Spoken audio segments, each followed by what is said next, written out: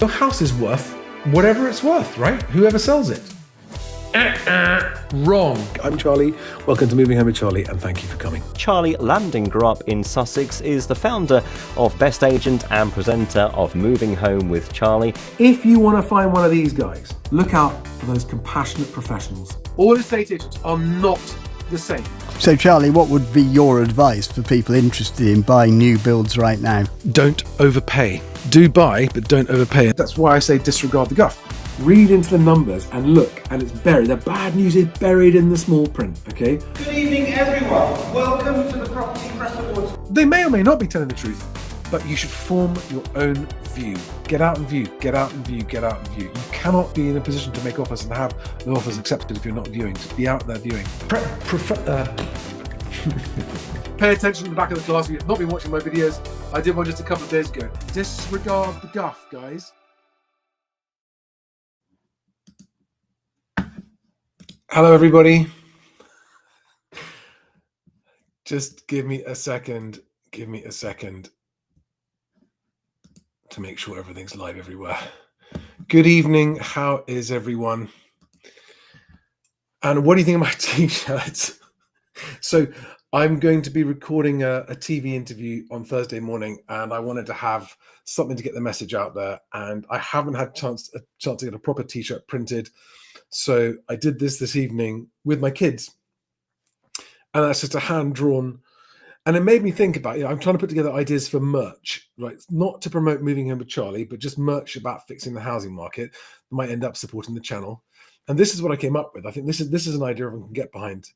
And people are going, oh, you should make it design like a logo. No, that's not the point. This isn't a logo. This is a sentiment, it's a feeling, it's a movement. It's hang on a second. If you fix the housing market, you fix so many other things. And so when I'm on the cameras on Thursday, I'm going to be wearing this, which is drawn with my own fair hand. And it gave me the idea as well that some people might actually prefer to have a hand-drawn one of these, like almost like a signed t-shirt rather than a printed one.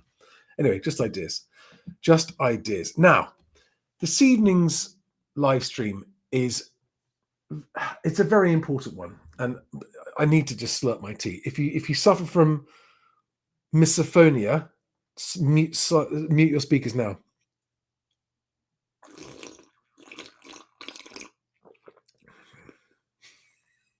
Sorry, I know it's childish. If you're wondering who the hell is this joker, especially for a new subscriber, welcome, by the way. Lots of new subscribers, welcome. I take what I do very seriously. I just don't take myself very seriously. Important difference. I think it's pretty good. I can't remember who gave me that life advice, but it was good life advice. Right. Despite more house price bullshit Groundhog Day today with Nationwide going, the fastest house price rises for two years isn't that long, but for 2 years, and they've jumped 1% in a month. And of course, it's just it trends. It's really interesting. If you use X, which just kind of automatically monitors all news of any kind and automatically posts things that trend, house prices spiking today was one of the things that made the trend. And honestly, it feels like Groundhog Day to me because of how often I have to come in and solve this problem. But I'm really happy because the whole point of this evening's live stream is to go through the article that came out in the Telegraph on Saturday, saying that the ONS consistently overstates house prices. This is the story I have been waiting to see in national newspapers since I began this channel, and it's the first time they've done it. And we're going to go through this article in detail, and I'm hoping that those of you watching who've been watching for a while and are already convinced of the fact that the general house price narrative is overblown and continues to keep the bubble inflated, and that actually the truth is not what we read in the headlines, may want to share this video with friends of yours who think, but hang on a second.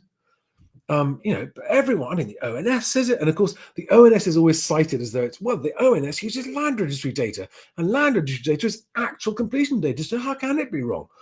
Okay, which just displays a lack of understanding of the maths involved and the fact that what they publish isn't any form of average. It's an index, it's different. And after I've gone through the Telegraph article about how, the headline is that the property market is in big trouble. I'm then going to go through Nationwide's house price index release today, especially for those of you who are new here and would like to hear why. How is it possible that Nationwide, they're a big building society, surely they can't be lying, can they? How it's possible that they can publish what they publish without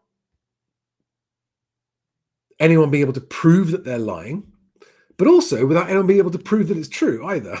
And that's the point. There's no way of verifying it, but for you to hear the explanations about why it is misleading. And by the way, I asked Housing Stig to join this evening, but for once, it's him having internet issues and not me, so he can't join. But there he is. What am I going to twig? I haven't got time to read the comments at the same time. What am I missing? Why? What is that going to twig? Argy bargy. Now you've got me. Come on, you've got me freaked out. This is why I shouldn't read the comments when I'm live streaming. Get on with it, Charlie. Get on with it. Hello, everybody. Carlos, Patricia, Kart, Alex Jenkinson, Liam O, Argy Bargy, 360 Picture UK, Ricky Heath, Sheraz, Ben B, Naida Afzal, Yacek D, Patricia again, Roni Bomik, Kim Thomas, yes, Mother of Sons. Right. I'm going to now hide the caption, the live chat, and I'm going to get on with the story, and I will then come back and look for questions after I've done this. And I've got a link to this article below for those of you who'd like to go and see the source article yourself. Let's just get this. Is it big enough like that? Is that okay on the screen like that? I'm going to read it all out anyway, right? So it should be fine. Let's go to the top of this article. Britain's property market is in deep trouble. These charts show why. Danger is brewing, the house price bubble.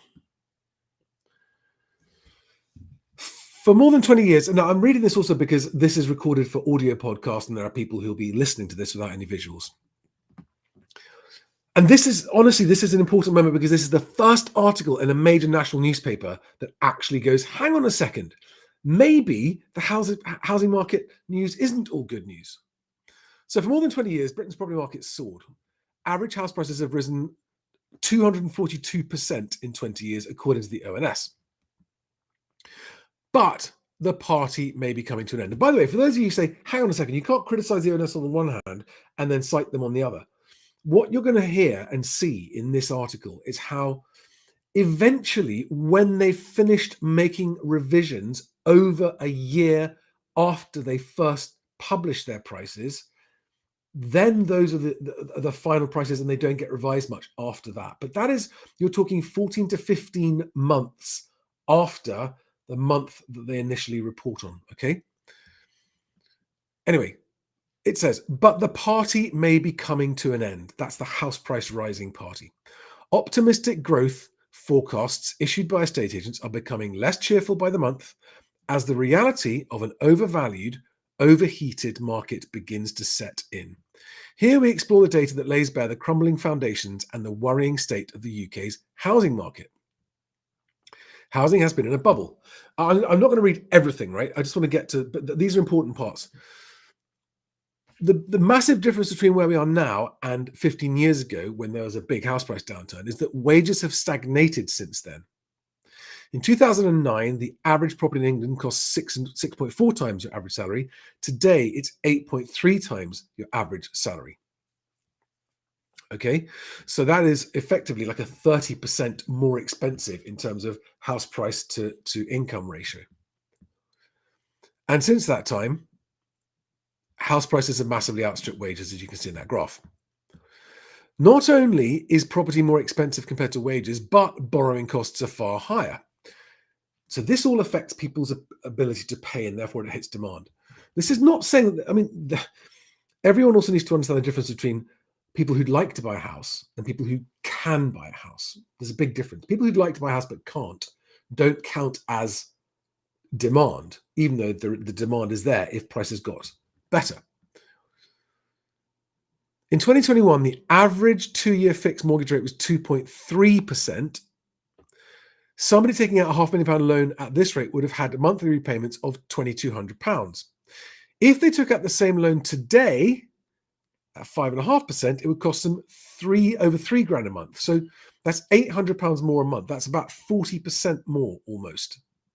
Okay, for the same amount of money. Your monthly payment is about 40% more for the same amount of money. And that's obviously going to hit affordability, because every single mortgage application that's made is based on that individual applicant's affordability. And so your affordability comes down, you can't borrow as much, and that affects what people can afford to pay for houses. People just cannot afford to buy larger family homes unless they get a cash injection from the bank of mum and dad. Now, a little interjection here. Alex, go and look on Twitter at Housing Stig, Alex's timeline. I will just put it up so you can see it. And I'll put a link to it in the comments in the live chat. You need to see this, because this is very, very important also. It's a small three post thread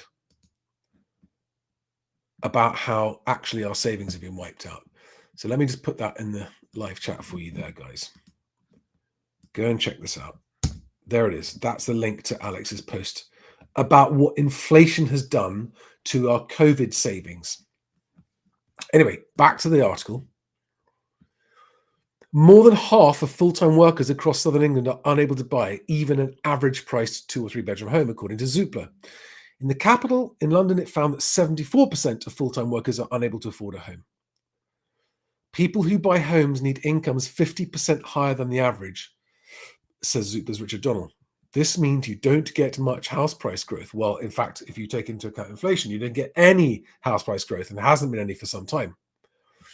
It seems to be the most depressing environment possible for the housing market, adds Dr. Christine Whitehead, Professor Emeritus in Housing Economics at the London School of Economics. Attitudes and expectations must change. Housing's been in a bubble to a massive extent in some parts of the country, and house prices could certainly fall. The top end of the market will suffer as prices have climbed far too high, but the bottom end of the market could be affected too, as poorer people are being hit hardest by economic conditions. Prices are already falling. And this is the point I've been making the last week or so, the uncomfortable truth many homeowners must face up to is that the value of their property may not be as high as they think it is, right?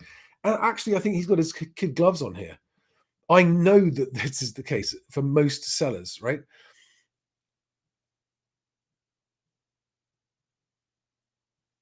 Just considering a tangent, but I'm not going to go down there. More sellers are reducing their asking prices amid the increasing realization that there is a gap between their valuations and what buyers are willing or able to pay. Of all UK property listings to vended in 2024 so far, 38% had at least one price reduction, which also means that they took much longer to sell and had a much higher chance of a fall through. People need to reset their views on how much money they are going to make from their property, says Richard Donnell. That's right. That's what I was going to say.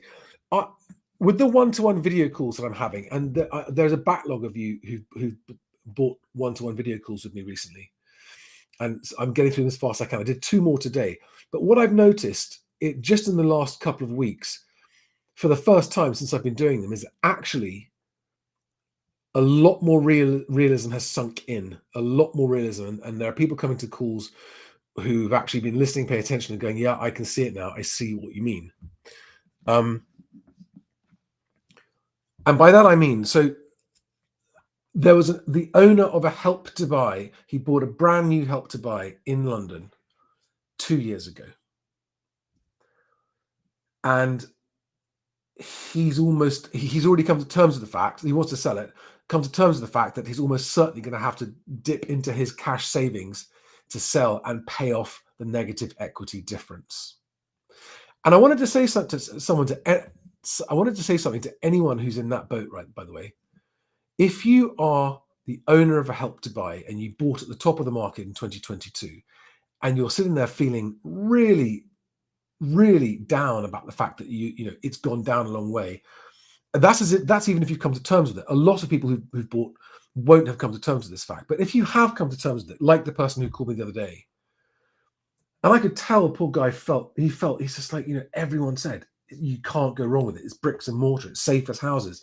Prices double every 10 years. And he said to me, I just feel so stupid now looking back. You know, it's just really, really painful. He said, but I accept it. I want to cut my losses. I want to get out.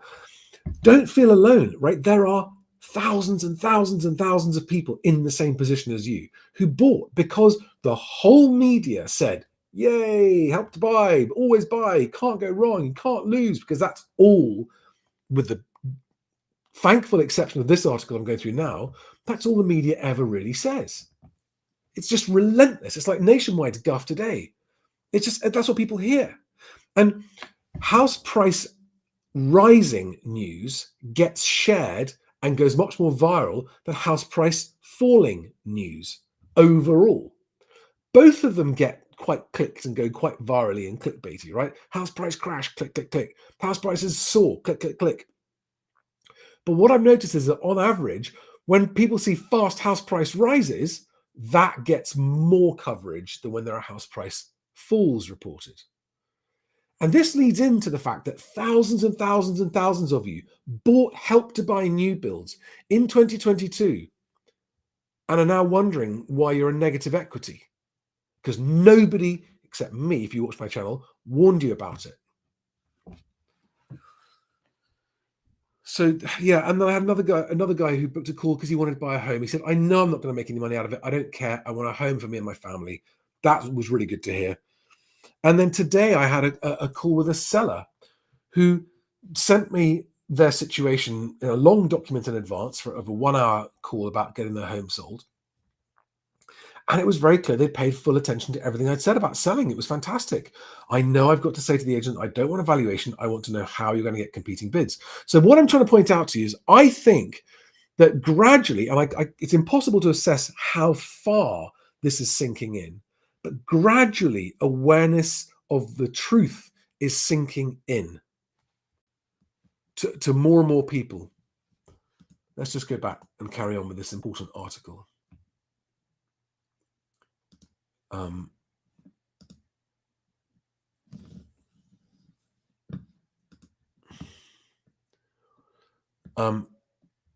That's the proportion of homes where the asking price has been reduced. So it's higher in 24 than it was in 23. The property market has not recorded real price growth since 2022. In fact, real house prices peaked in 2007, as Alex has told us many times, climbing to 346,000 when adjusted for inflation today, compared with 266,000 today. Real house prices,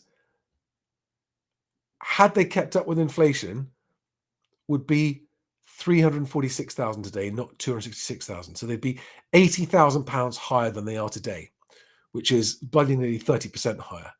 So there's been no real house price growth, which is why even people who bought property 10 years ago, when adjusting for inflation, are going, hang on a second, I thought I'd made loads of money on my house. Why am I so skint?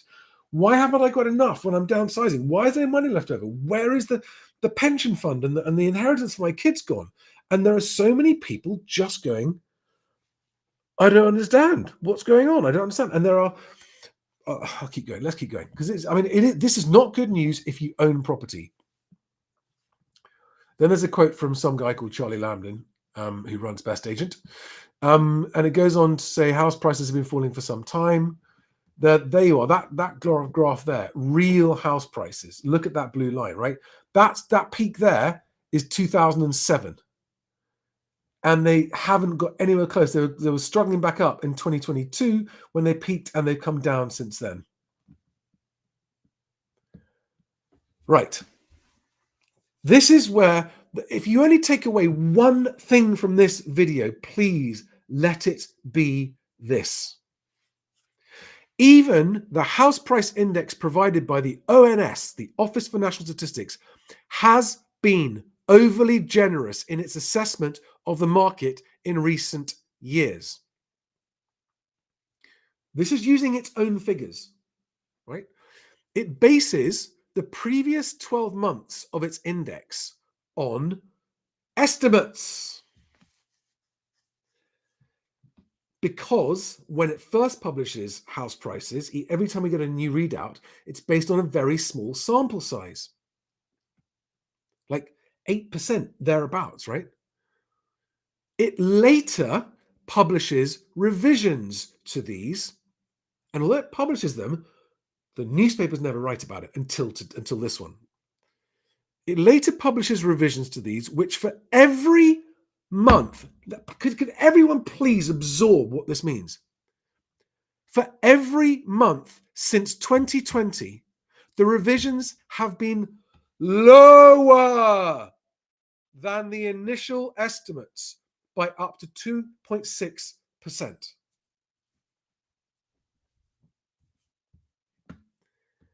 This is a graph, right? There you can read the words, right? House prices have been consistently overstated by the ONS. House amounts the ONS has revised down the original prices data. So 2021, it was revising them down. So this is a year later when they finished the revisions between £1,000 and £2,000. And then it's just look at that trend. The revisions have got bigger and bigger and bigger and bigger as they have tried to publish that house prices are not falling. Because what other explanation is there for that downward trend, for that increasing negative revision?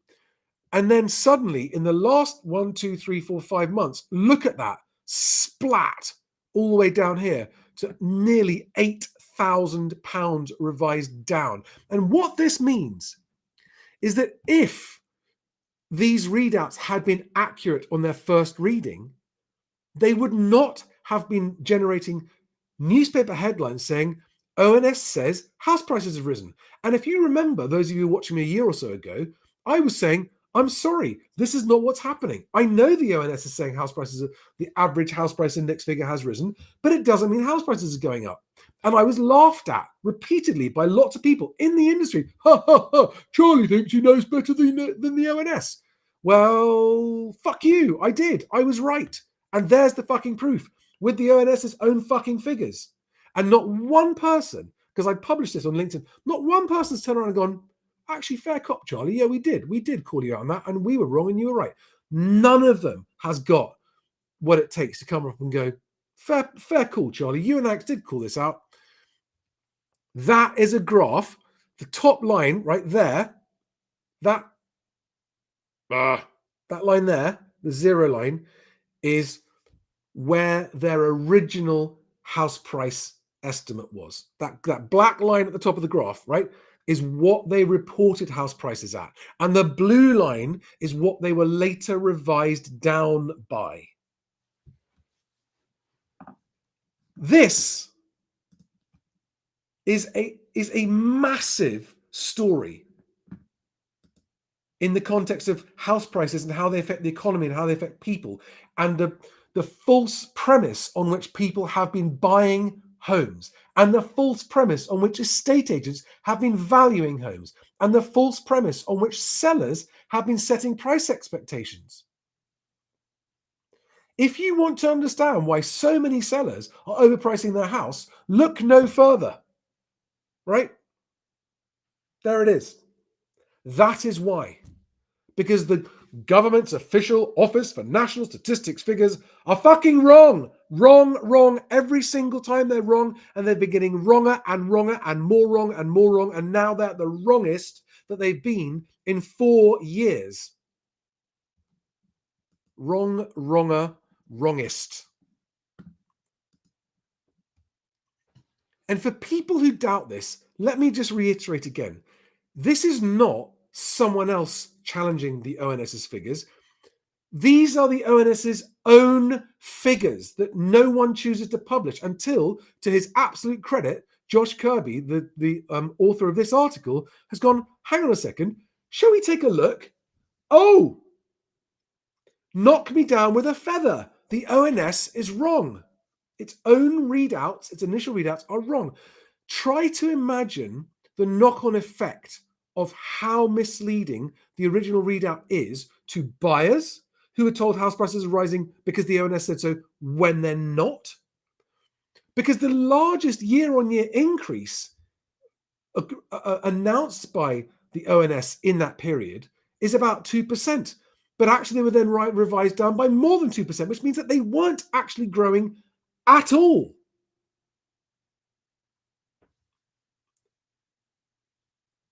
If I have understood this correctly, the ONS has been reporting house price increases, and there haven't actually been any based on their own figures, on their own index calculation. I mean, if any other journalists from other papers wanted to pick up on this and go, hang on a second, this is a very big story, because never mind the politics of it, never mind the economics of it, it's massively misleading people into making very bad decisions. Sellers are overpricing and then scratching their heads and wondering why the fuck, even after they've dropped their price 10%, there are no buyers coming around to see their property. And buyers are being scared and spooked into buying because, look, house prices are rising. The ONS said so. If you only take away one thing from this video, the ONS house price readout is always wrong to begin with. According to their own data. God, I wish Alex was here. Alex, I wish you were here to help me out and just give me a break and let me just catch my breath, calm down a bit. Let's keep going. We haven't finished. And look at this. Data for months following September 2023 have been omitted as they are subject to future revision. So we only have accurate prices from the ONS up to September 2023, which is 14 months ago. That's how accurate and up to date the ONS is. And do you know what the really, really, really shockingly shit thing about this is that HMRC publishes transaction volumes because it has 100% of them immediately every month, and it knows the prices.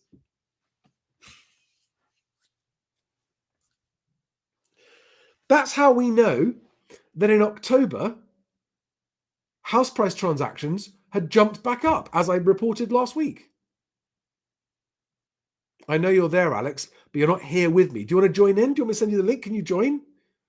I mean, I wish you were here, talking to me.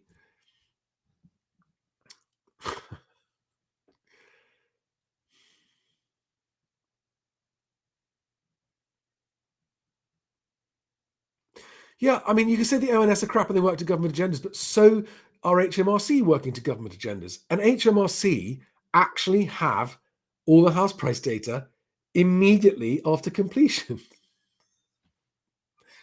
There is no reason that that couldn't be published.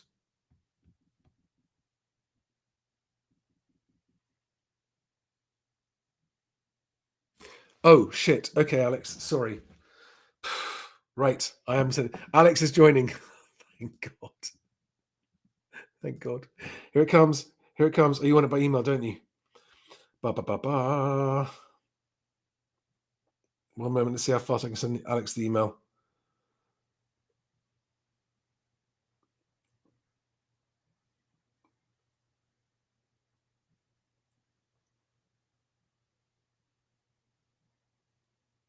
Sent. Alex, it's sent. I'm sorry, guys. I don't read the comments all the time as they happen because they're too distracting. I'm going to keep on going until Alex shows up. I've sent him the email. When he shows up, I'll bring him in, but let's just keep going. So here we are. The ONS measures house price changes around an average based on a basket of properties, which is modified every year. But using averages to track the evolution of property prices can hide nuances in certain pockets of the market. For example, Rightmove, in its latest house price / asking prices index, reported an annual increase of 1% and a monthly fall in prices of 1.4%. But it found that top of the ladder properties had fallen by 3.3%, right? So they're reporting a monthly fall of 1.4%, but top of the ladder properties have fallen by 3.3%. So if you missed out that second bullet point and you're a top of the ladder seller, you'll think that maybe prices have only come down 1.4%. But actually, they've come down by more than double that if you're a top of the ladder seller. Right? And then look at that. They come down by £22,000 in a month. That is significant. Yes, that is significant. There is also a 2-month time lag before each ONS report, meaning its data may not accurately reflect the up-to-date state of the market. Well, that's an understatement. And growth forecasts are flawed. But anyone making bold predictions of a positive outlook for the property market is, at best, guessing.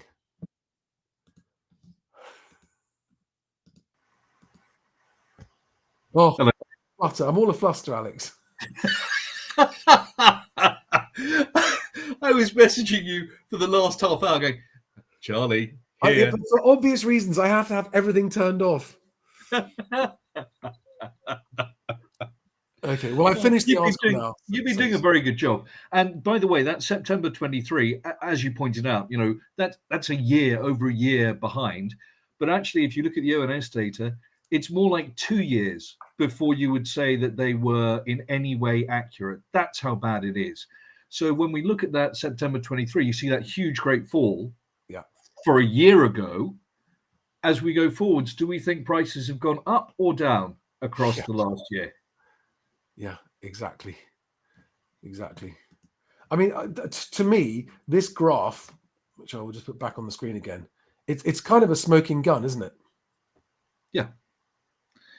Yeah, but the problem is it's so far in the rearview mirror, and that's why nobody makes a big deal, because in order for us to know what's happening now, we need to wait until November of next year and really until June of the year after. So by that point, oh, well, too late. Doesn't really matter. And why do we think, apart from Josh Kirby, who deserves a mention in dispatches, he really does. It's like, apart from him, why are, I mean, okay. Is it really just vested interests that don't want this story out there?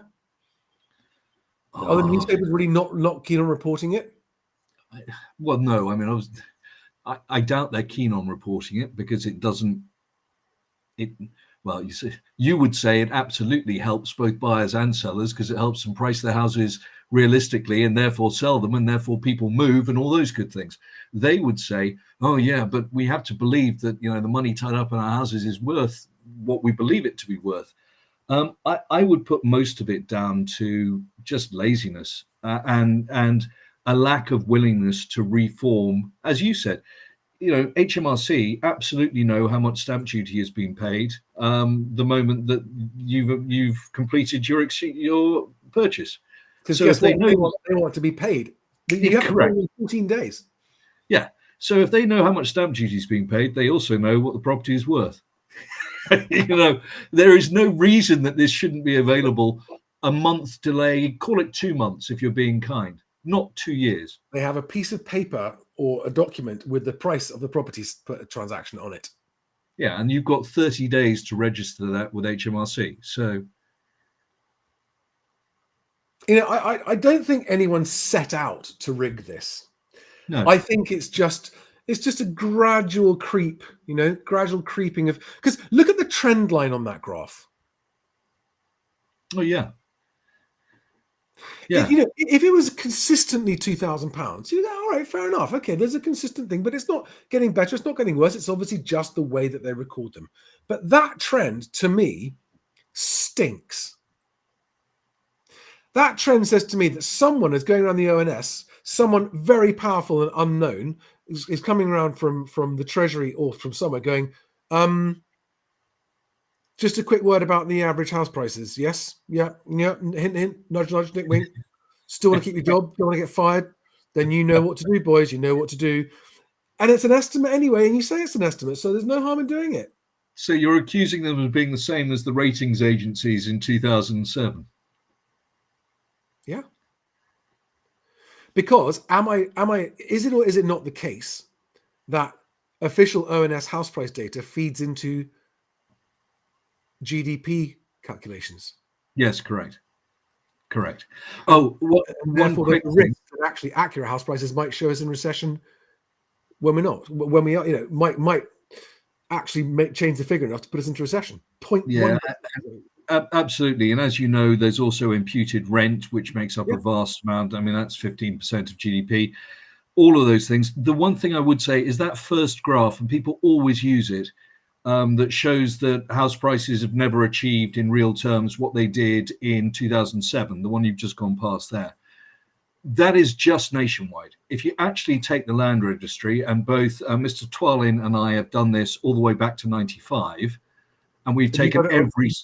Yeah, you've got it on your. It's pinned to your profile, isn't it? Yeah, every single property transaction since 95. What you'll find is that actually we did reach the same level in 2021, and in fact overtook it briefly. Which one of these but four? Which one of these four graphs is it? any of the ones with the blue line, or so take that one with the green line, the first one you've got there. That green line, as you can see, exceeds in 2021-22 where it was in 07. Yes. Okay. So that green line is land registry average, and that's adjusted for inflation. Correct. But it is now 10% at least below that. Yeah. So, we didn't stay there for long, but we did actually beat our 07 peak briefly, but it took all the way through until 21 to do so, 14 years. Right.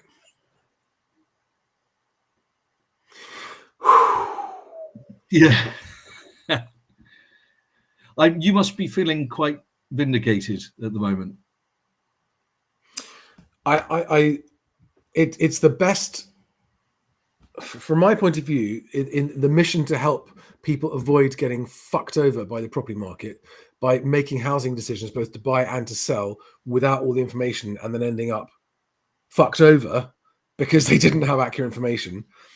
It's the best article I've seen in the last 2 or 3 years. Yes, well, it's, as you said, it's the first one I can recall that actually looks at it from this angle rather than the permanent sunshine. Yeah, that's a great way of describing it. The permanent sunshine of all the other papers. Do you remember Dale? Was it Dale Winton? The guy who had a supermarket sweep? Yeah, he had a permatan. He was permanently orange. He was that's what the housing market is, just permanently orange. And they have to just use a bit more permatan as they get paler and paler underneath. Yeah, well, it's just, the point is that you think about how hard people work to afford a home. You think about how hard they work and they save for the deposit, and how much of their income gets used up on the mortgage payment. And then you find out you've been tricked like this. Mm-hmm. If everybody understood, I think people would be much, much crosser about it than they are. Yeah, well, that's what you talked about earlier, the CPI savings graph that I did earlier. Yeah, so I'd like to bring that up in a moment, but just quickly, I want to just talk about today's nationwide house price index. I'm not going to put it on the fucking screen. I don't want to give it any airtime, to be honest. But they've come out with, I mean, I'm looking at it here. Annual growth rate rebounded to 3.7%, fastest since November 2022. House price now just 1% below all-time peak. Yeah, and that kind of narrative, none of which is a lie, right? But if you don't understand the shortcomings and failings of their particular index and the context of it overall and inflation, everything else, then if you're an ordinary punter, then that's going to make it sound like everything's okay, doesn't it? Of course it does. Of course it does. And in the same way, for our household savings, the reason that statement is potentially true is because nominally wages have gone up substantially. Mortgage companies are now offering 6 times double salaries and 40-year terms, all of which helps to pump up the prices. But more importantly, it's because the value of money is so much less now after our brief period of high inflation that it looks like everything's taking off. We've got loads of money, but it's not worth, if you then try and spend it on anything other than a house. So you're a retiring downsizer and you go, oh, that'll pay for 20 years of care or cruises for the rest of my life around the world. No, it probably won't. Now is the time to bring it up. I mean, I've just been looking at. I've got to stay in a hotel later this week. 3 nights in a hotel, and I was looking at the hotel prices in London. And like, Oh no! I was like, the first ones that came up. I'm not joking, right? When I put it, I need 3 nights in London in this kind of area. The first 3 that came up, one was 7.5 grand, 2.5 grand per night. Per night. Yeah. Okay. And then you get down into the 7, and suddenly £700 a night, 600 quid a night looks really reasonable. But I need 3 nights. Am I going to pay 2 grand to stay in London for 3 nights? No, I'm fucking not. It's fucking ridiculous. Just unbelievable. I told you I got sent that thing by the Peninsula Hotel when it opened. They wanted people to stay to snag the rooms. You were staying in rooms that had defects. You were basically snagging for free. And they said they were going to give me a discounted rate of £1,999 a night. Not for a suite, just for a room. Right. You can skip that one if you go on to the next one.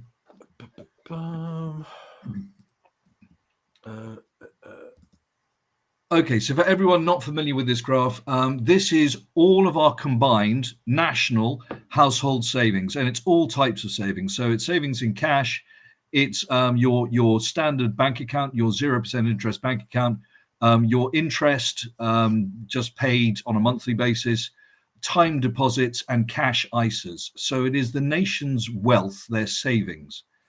And what you can see here, and this is measured in millions, so it starts at around the just over £1 trillion mark. That's 1 trillion, lots of zeros.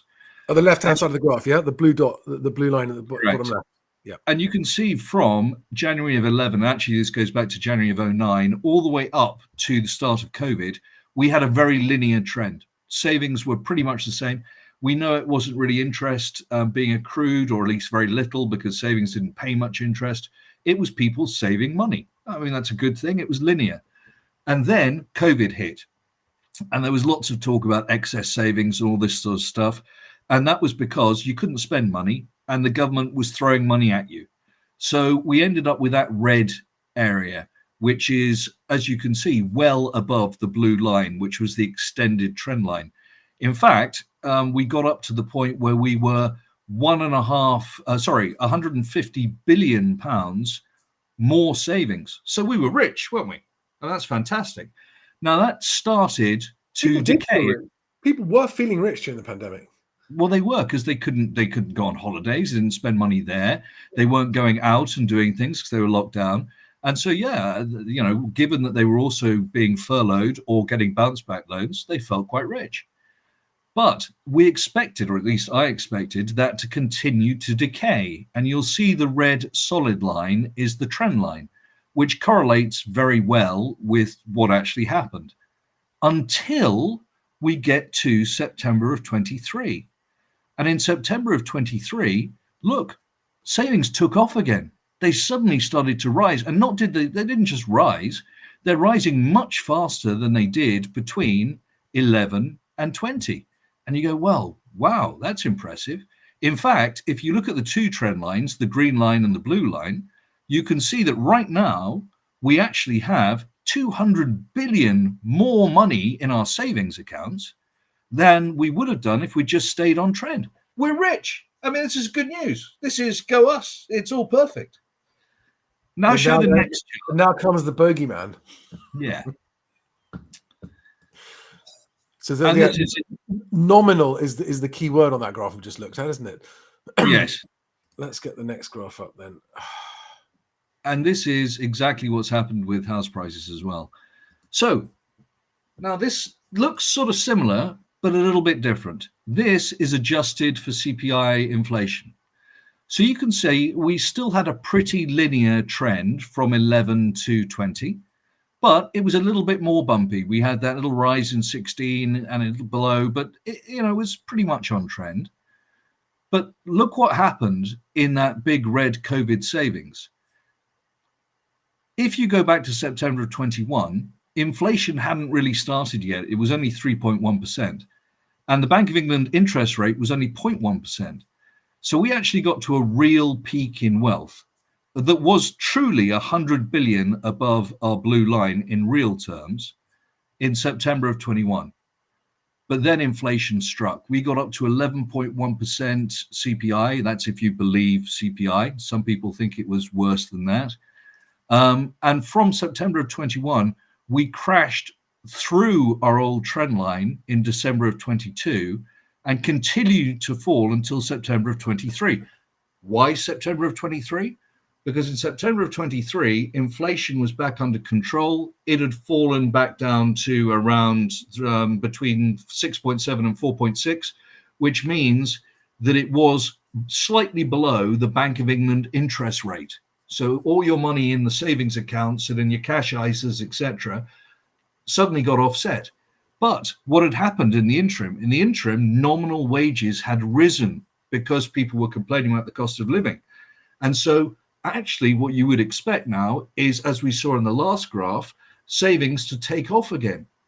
But they haven't. In fact, they are well below our old trend. They are 100 billion below the old trend line. We are 100 billion poorer, not 200 billion richer. And that is simply because our money is worth less, in the same way that our houses are worth less. Some people worth space less or worthless? I put a small space in there. But Yeah, okay. people are still thinking that if they bought their house for £400,000 10 years ago, that they should adjust it for inflation, and therefore it should now be worth 700,000. But it's not. And that's just the way life is, I'm afraid. And that coming to a realization that you can't get what you expected for your house has taken a very long time, as you know, Charlie. It's only just beginning. Honestly, it only just feels like just now, even my own audience has been watching me for a long time. It's beginning to actually, because as you and I have a mutual friend, and I spoke to someone else today who's a friend who I have spoken to and advised on their sale. Have you sold yet? No. Have you dropped the price yet? No. Why not? I think there's a sale right around the corner. I think there's a buyer. I'm just waiting. I think they're going to make an offer. And they believe it. Yeah. Their whole heart. They do. And what's sad is when people don't have an option. They have no other option than to believe it, because their life would not continue in the way they hope and expect it to if they didn't get what they want. That's true, but what's even sadder is the realization that they will eventually come to you going, if I'd cut my losses sooner. Yeah. Oh, of course. Yeah. If I'd cut my losses sooner. Yeah, but we've all been guilty of that at some point in our lives. I know. But like, it's one thing to make that mistake when you're in your 20s or your 30s, but when you're in your 50s, come on, we should be old enough by now to know cutting your losses is a real thing, right? You've made a loss. You don't sit there and just hope that your loss is going to suddenly recover itself. You cut your loss, because if you don't cut your loss, the loss gets worse. And the reason I get, especially for people who've got kids, I've got kids. It's heartbreaking to think that when you've done nothing wrong, this is the point. You've worked hard. You put money away. You've invested money. You've done nothing wrong. Mm-hmm. And the wealth you thought you had created, just like your graph now. I mean, this is the point, right? Actually, put it back up there because it's really important. You think you're richer. You're not. So like you just said, nominally speaking, we're as a country, £200 billion better off with our savings. Normally. Hang on a second. Inflation. What is it after inflation? 100 billion poorer than we were. Yeah. And people are saying, oh, well, wealth isn't money. My point is very simple. You use that wealth, and minds have been changed because of things like Bitcoin. Most normal humans use their wealth at some point in their life, whether it's to help their children buy a house, whether it's to pay for their own care, whether it's to buy cars or holidays or educate their kids, whatever it is, they want to use the money to do something, and they regard that as their wealth. You now can do less stuff than you used to be able to do or would have been able to do if we continued on the trend that we'd had for the previous 12 years. Yeah, and that reality is just too hard to come to terms with. Of course it is. And this the sad thing is, and this is what really, really bothers me, is that actually, if people were presented with the cold, hard truth as it was happening, and people could make better decisions, they would be better off and would not be losing so much. Yeah, but this is where, Patricia has mentioned it again, and it's something you and I have discussed, and it's something that I'm very, very adamant about.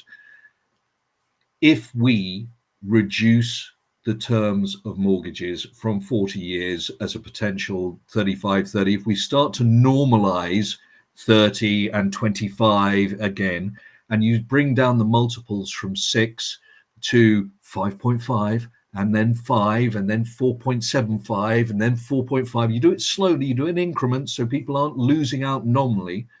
But we need to bring that back, because all we are doing at the moment is, it started off with, well, interest rates are relatively high, but wages are going through the roof. Back in the 90s, wages are going through the roof. So people can afford so much more. Not only that, they're buying as a couple. They're not buying as one person, they're buying as a couple. So let's let them do that.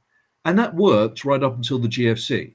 Then, of course, with the lower interest rates and people not being able to spend as much, they went, well, hang on, we got low interest rates. What that means is we can increase the multiples, and that way we can still build up house prices again, because rather than only allowing them to have 3.5 times, we'll give them 4 times, 4.5 times.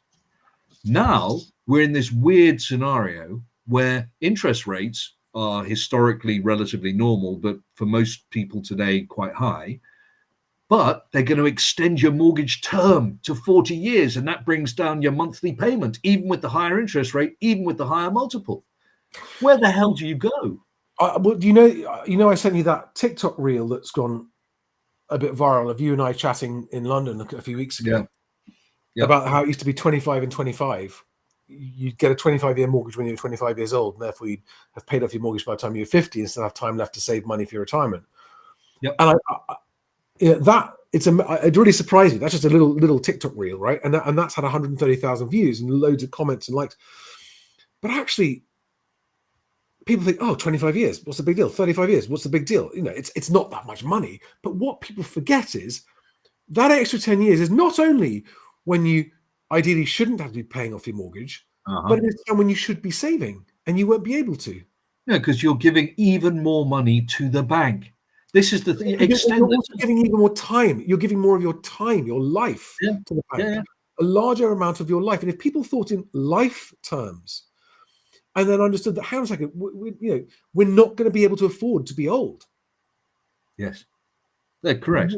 We will not. Why do you think the assisted dying bill is coming through? Something I mentioned 2 years ago in our Death in Poverty video. Oh, what you said? You thought that would happen? Yeah. Wow. I said we'd have hydrogen pods at airports, so we could just jump in and that's it, over.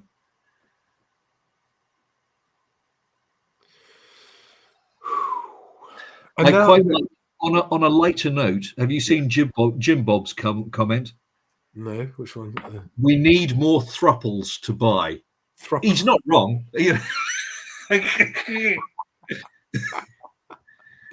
None of these couples, we need some thruples. Yes, that's great.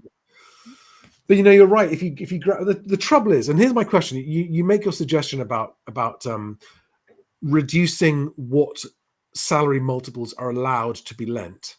Yeah, but that is a form of government interference, isn't it? Oh, I know, but it might be the only one that's actually bloody useful.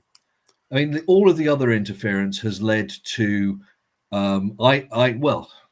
either panic buying, like the ending of or the reduction in Miras back in the late 80s. Yes. Or the stamp duty holidays with Rishi much more, much closer in time, or to stupid borrowing. Like the Help to Buy and all the rest of these other things where people only have to pay a part and part ownership and all the terrible things that have gone in there, which have left many people in. I mean, they've worked for some, if you were the right person in the right place at the right time, yes, it's helped you, but all it's done is continued to raise the price of property. Whereas if we just reduce the multiples, you'll say, look, you'll never make millions. Yeah, fix housing, fix everything. You'll never make millions on your house, no matter what house you buy, really. But you will be able to afford to live there. That's the thing. So Tor Rhythm Golf says, "Is poverty a terminal disease?" And it reminds me of a quote I heard, which I love, which is, "Life is a universally fatal sexually transmitted disease." It's a disease, yeah. It's a statement of fact. Uh-huh. A universally fatal STD, life. That's brilliant. Yeah. Yeah. Okay. So the thing I wanted to come on to now is all of this is happening before the economy is really crapped out. I mean, the economy's been, it's been on life support for a long time, I know, but just before I take that graph off the screen, as we pass the 1,000 concurrent live viewer mark, by the way, amazingly, you mentioned a couple of times while we were discussing it that the same thing has happened to house prices as happened to savings. Yes, people are. You reported earlier that the news is reporting that house prices are only 1% off their all-time high. Right. Yeah? Yeah. And you go, well, that sounds fantastic, doesn't it? If you're a property owner, that means that you can put that 3-bed in Fulham on for 1.6 million. It'll definitely sell because, that's fantastic. But the reality is that not only have they actually gone down nominally, but in real terms, even if you were to get that 1.6 million, it's worth so much less than it was in 2007, the last time that property was worth 1.6 million. Yeah. So what would you say if a seller is looking at this graph? What you're saying is to basically consider the fact that actually that graph is what's happened to your house value. Yeah, but to a seller, if I was a seller looking, I'd go, well, Christ, then I better raise the nominal price. If my real price is actually less, what I'm getting is going to buy me less, then I should raise my nominal price. It's already not selling. Yeah, exactly. But it's a tough one you've got to square that in your mind. When you realize that the 1.6 million isn't actually worth 1.6, it's really worth 1.3. Then surely what you should do is put it on for 1.9, because that way you get the 1.6 you always thought you'd get. People are not good at this stuff. No, because it's boring. It is boring to understand numbers this well, unless you're a weirdo like you or me who quite enjoys it. You are in a different league of your own compared to me. I have a sort of better than average aptitude at this stuff. You're like a weird savant at this stuff, which is just so wicked. Which is why, guys, for those of you who don't know, what you're seeing on the screen here, Alex does this for fun. Right? Well, look at it. That is a CPI adjusted combined NSA household savings for all types: cash, interest, time, and ISA. It's like, and he's worked out the correlation coefficients as well, and all of it just for shits and giggles in his spare time. What can I say? I'm hating this construction industry stuff at the moment. Anyway, but the point is that unless you are someone who likes to do this kind of mathematical masochism, I wasn't whipping myself at the time. There was no flagellation. I just want you to know that. That time you were trying to work out. Do you remember that time you tried to solve house prices? And I remember calling you after I hadn't heard from you 2 days, and you're like, "Charlie, fuck off, leave me alone." Fuck off. I was so angry. He was so cross. He was like, you were like, have you seen that film with Ben Affleck, The Accountant? Oh, I like him. That was. I've got to finish. That was you trying to sort house prices out from the OS. The data's not all there. It can't be done. Bloody OS. Anyway, so listen, just because let's just, as we're down here in the depths of despair and depravity and depression, the news today out about the global the global car market is tanking. Germany looks to be imploding economically as well as politically. They've got to try and compete against the Chinese. Sorry. As have the Americans and us as well, right? Yeah. Germany is imploding. Not forget their car industry. I mean, that's one thing. They turned off their nuclear power stations. I can never forgive them for that bollocks. The Germans, between their wokery, their immigration, their nuclear power stations, and now the fact that they didn't realize that China was going to outperform them in the automotive industry. The How can Germans, anyone not have realized that? How can I mean, anybody not realize that? It was like that was coming down the pike from a long time Yeah. ago, wasn't it? that's like suggesting that the Japanese were never going to get good at tellies. I mean, it was just so obvious that you were going to have to compete. And yet, the Germans, I'm afraid, I have little sympathy for. I mean, a few of my friends who are out there, although their housing is still quite cheap. So, you know. Yeah. I mean, did you see that business confidence index from the Institute of Directors that came out? Yeah, I commented on it on your post. I mean, that was the one where if you look at 83% of them say, Of course, yeah. that they are going to be impacted by NI, of which 43% say that they are going to reduce their employee workforce.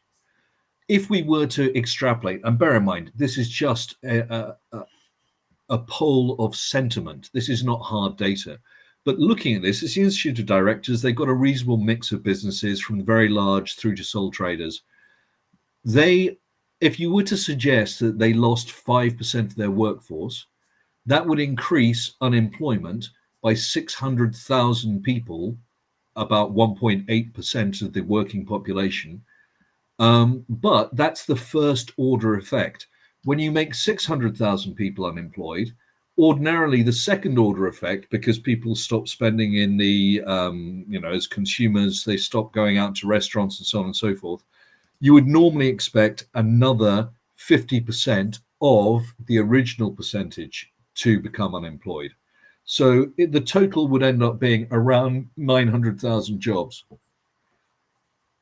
Yeah, so you put 600,000 jobs in this. So you're right. It is just a sentiment index, right? And you were responding to this graph here that I put up. Yeah, which I mean, it tells a story because these are people. I mean, I was a member of the IOD. I stopped my membership. Too bloody expensive. Yeah, but not only that, it wasn't. Anyway, but never mind that. The point is, for people looking at this, right? This is a graph where the Institute of Directors does a survey of all of its members, which are large, medium, and small businesses, saying, "How do you feel about stuff? How confident are you?" And what you'll see here is on the extreme right-hand end of this graph, it is the lowest it's been since. It's even lower than after the mini budget, and it's the lowest since it's been since first lockdown. So try to imagine how negative they were feeling after the first lockdown. That's how bad they're feeling about it this time around. And this time around, there's no government furlough. No, the government has got its fist round the throat of businesses. Yep. Killing jobs. And all of them have written to the government to say, "Oh, but you're going to kill us, and we're going to have to." And the government appears to be absolutely wedded to its plan of, "Sorry, no, it's all going to be good. It's just a spoonful of medicine," and 83% say that the NI increase will impact them. There we are. Yeah, 83% impacted by NI, of whom 43% expect to reduce employment. Well, if you scroll down, you'll see the numbers. So here we go. So, okay, 50% will just not their wage increases will be lower. Yeah. Interesting. Some of them are going to try and increase prices. Yeah, well, good luck with that. That's going to take more cash out of people's pockets, less money to spend on housing and all the rest of these good stuff. 25% will absorb the costs in lower margins. And some will seek to increase productivity. Well, you know what that means, don't you? When we say reduce employment, seek to increase productivity simply means, cut some people and put some AI bots in. Yeah. And 57% are going to do two of the above. I mean, it's not good news. Old Rachel. This is what I mean, right? I think that in the same way as we have been gaslit over house prices, which in this video we have shown to be irrevocably shown to be the case. Like, there's no argument anymore because it's the ONS's own data that says that the ONS's own data was wrong to begin with and had to be revised, and has been consistently revised down, down, and down.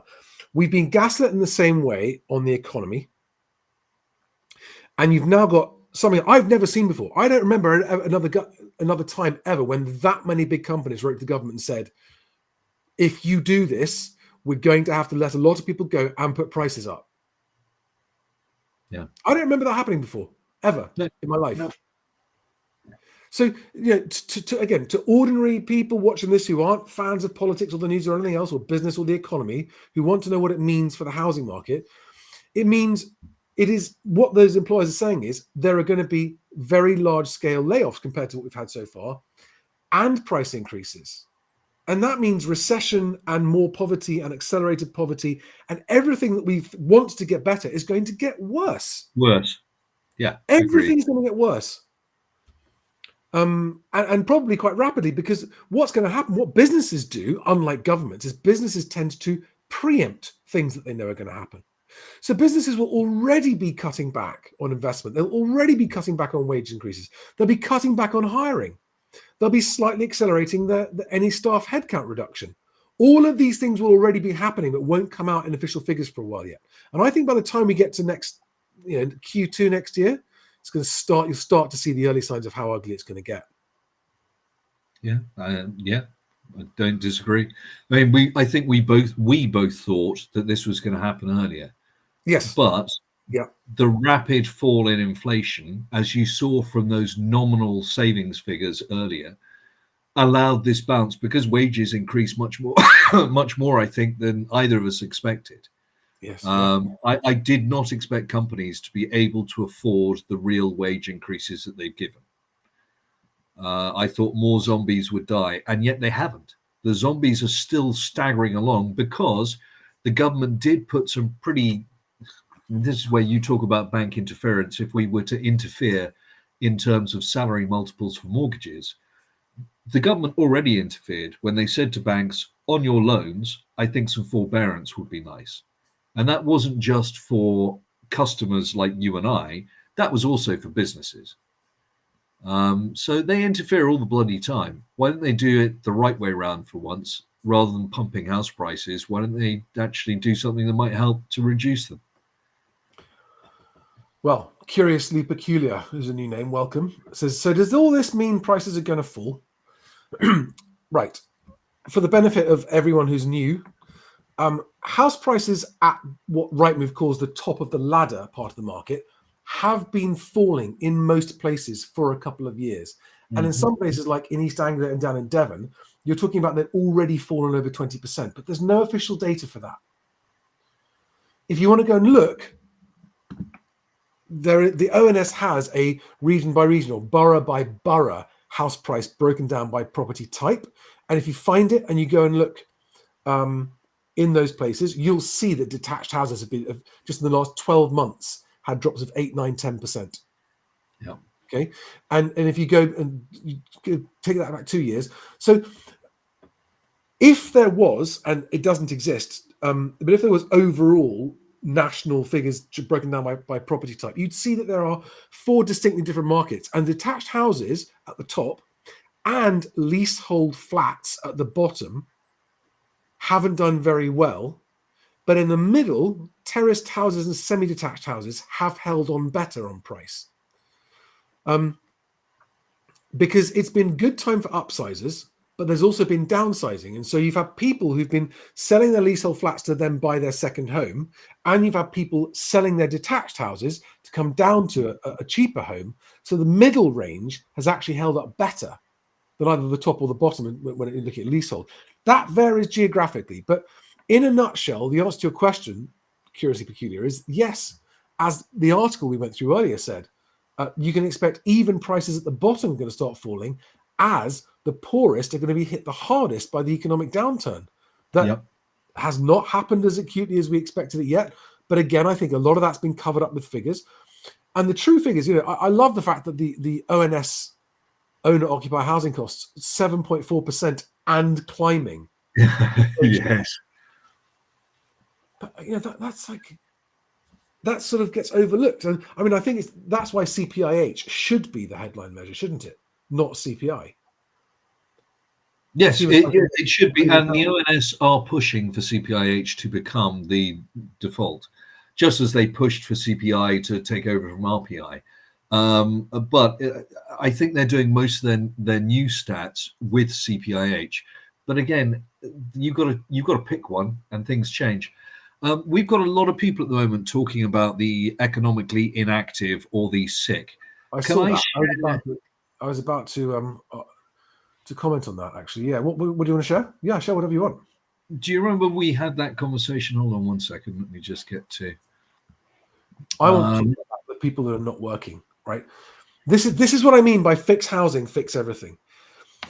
If going to work for median pay means you still can't afford a decent place to live, then the motivation that you need to overcome doing a job you don't enjoy evaporates.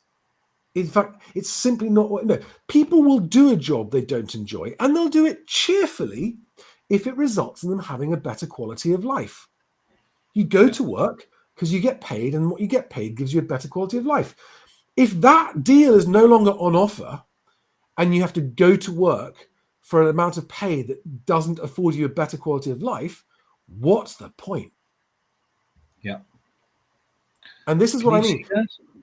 Yeah, hang on a second. There we are. Okay, right. So this is about this guy who was talking about the 9.2 million economically inactive. Yeah. So it's a distraction. I mean, it really is. The obvious reason is because the immigrant families don't actually send women out to work. They have them raising kids. However, more importantly, if somebody takes offense to that, if you want to have a look at the reality, this is us versus lots of other countries. This top line here, this is percentage. So you can see Italy currently inactivity rates. Yes, correct. 35%. This is the black line is the OECD average, which is 27.5%. This green line here, this is us. Oh, look, there's only one European economy that has a lower average than us. That's Germany. And then we've got Japan and Canada, but we're right down at the bottom here. Now, what's funny is if you went back to 1975, for instance, when 20% less women worked, and let me just move this along. So this is how we've gone since that 75. double arrow. Click that double arrow at the top corner, and it just collapses the side and makes it bigger. That's cool. Yeah. Nice one. So, here we were in 75, and roughly 50% of families were one parent and 50% were both parents. Look at that. Look at that climb in that, and look at how much childcare cost you think is associated with that and the impact on society.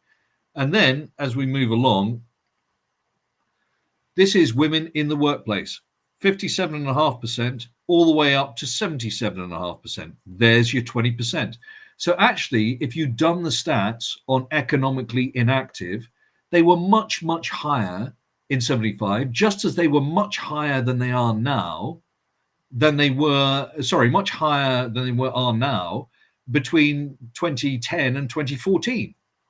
They were much higher. It's a nonsense that we are, and now I've gone on to birth rate, so we can skip this, but you can see that actually first, if you were 25 years old, only 25% of women born in 75 and 85 had their first child, whereas 60% if you were born in 45. So when we look at fertility rates, but it's very simple. Immigration has allowed more people to be economically inactive because their particular culture and society, just like the Italians, the women stay at home and look after the kids. Yeah, and this is the point. One of the other reasons that I wanted to talk about, fix the housing market, fix everything, is that if you can afford a nicer home, a home that's nice enough to bring up a family, and you're likely to have more kids. And if both of you don't have to go to work to pay for the house, you're likely to have more kids. Oh, yes, absolutely. And sorry, Aldor Banner. It wasn't 16%, it was 18% of non-EU immigrants had working visas. And then you will say, well, but 23% of the visas were dependent visas. you do understand that a dependent coming with somebody on a working visa can also work in this country. Just as a dependent coming with someone on a student visa can also work in this country, just as someone on a student visa can work in this country. It's misleading because there have been lots of journalists who've said, well, only 18% of the people come here to work, and 40% of them come here to do nothing. They just live off the state. That's not true, and you can't tell by the visa numbers. By the way, I am not in favor of huge immigration of people who are not skilled. I've never been a fan of that. I understand why the government have done it, but it was a bad bloody idea, and I think they're realizing it. But also, don't skew the stats the other way by claiming that only 18% have come on a working visa, therefore everyone else is a sponger. That's simply not true. No. Agreed. Right. Well, guys, I hope it's time to wrap this up soon. But I hope, just to go back to the original point, everyone understands, because we've got lots of people watching now. I really want to make sure everyone understands this. I'm going to put it back up on and just recap the whole point of this. Yes. This graph here. As we can see here, house prices have been consistently overstated by the ONS, as confirmed by the ONS, by their own data. And this is data going back. I know I'm repeating myself, and apologies to those of you who've already heard it, but it's so important that everyone understands this. It's so important that everyone understands this. Right? That graph is a graph of ONS data compared with ONS data. It's comparing their initial average house price figure with their revised average house price figure for the same period a year later when they finished revising it.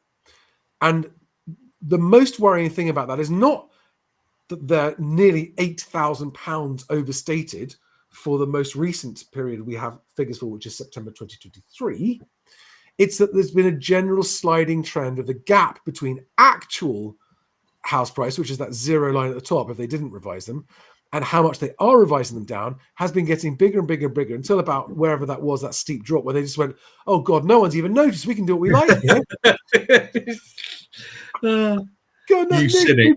We're getting away with it. Look, we've been gradually creeping it for a while. Let's just smack it down. Right? Joking apart, the ONS is not a reliable source on house prices when it first publishes them.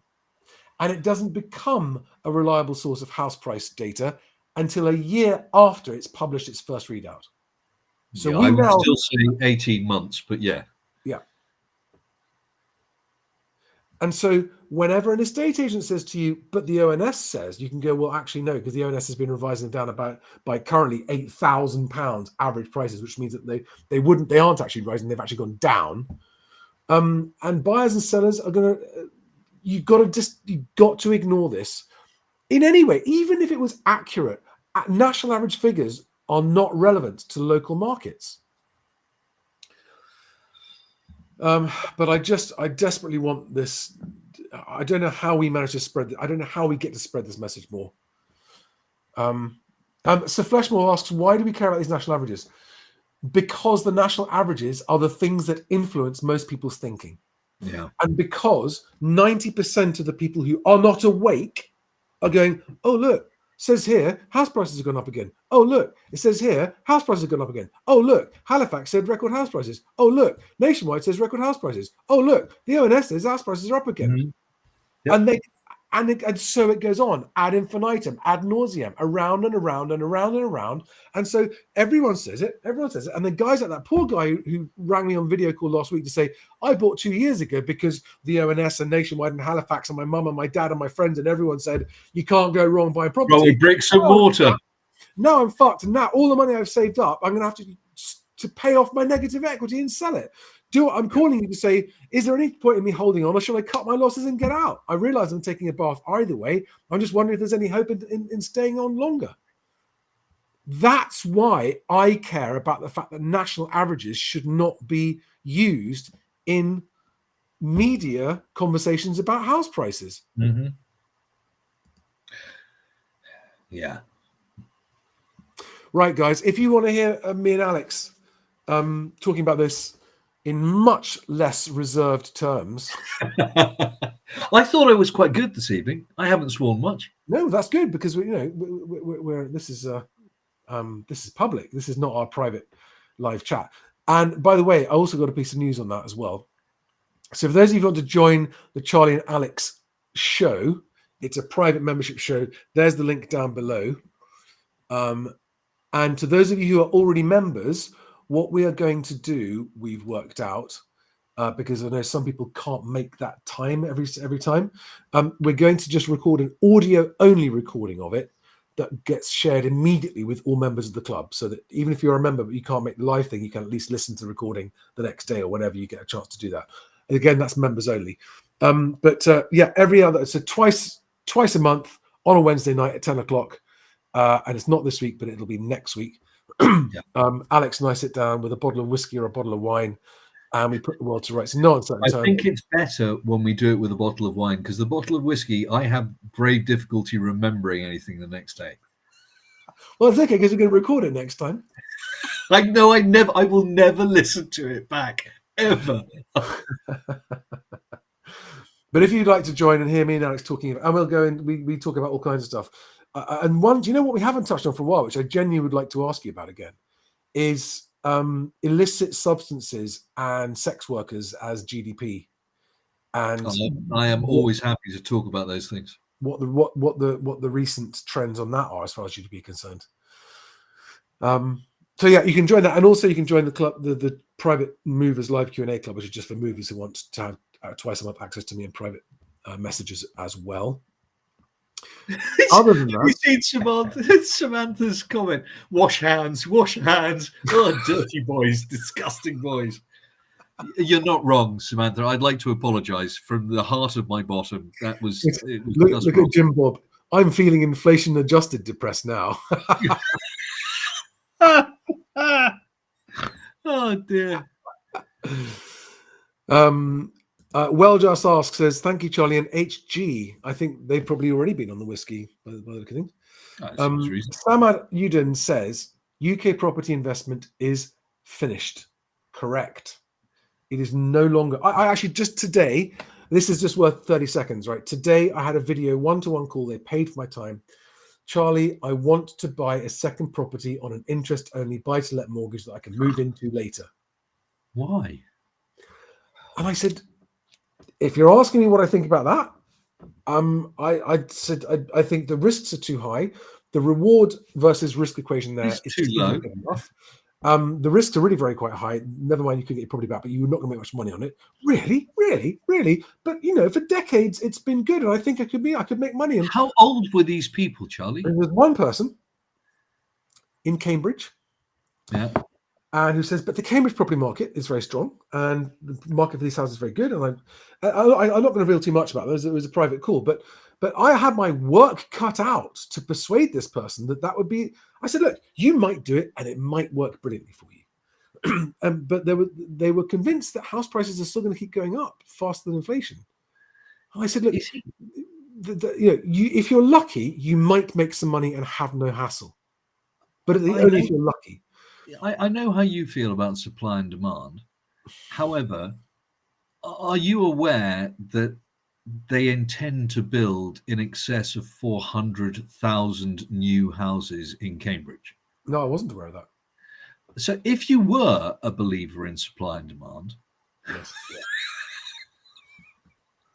Yes, exactly right. Well, I think, and they kept saying to me, so are you sure?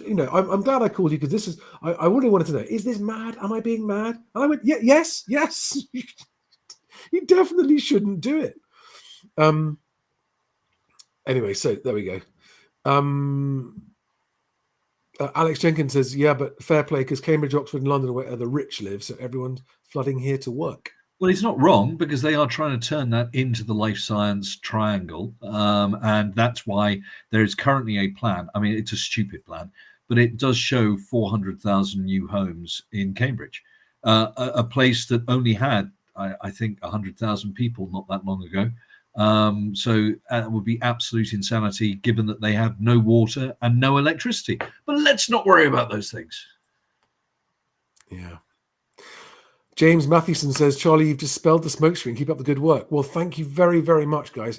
And any of you who follow me on X, I would love it if you would share the hell out of that story. It's linked, just never mind I've linked the story below in the description, the Telegraph article. Please share that article as far and as wide as you can, because it's the only article that does this. And rather than some nutter swearing on the internet late at night with his old schoolmate, it's the Telegraph. And you know, the Telegraph's readers will not enjoy that story very much. This is why I'm actually really quite impressed. You know, your average Telegraph reader doesn't want to read that stuff. No. So anyway, thanks everybody. Thank you, Alex. Thank you for coming and joining. Cheers, mate. And thank you, everyone. And if you need my help, you can find on my website, which is there, mhwc.co.uk/mortgage. And you can also click to book a live call with me there if you want one. And forgive me, there's a bit of a backlog. But I'm here to help if you need me. Thanks, guys.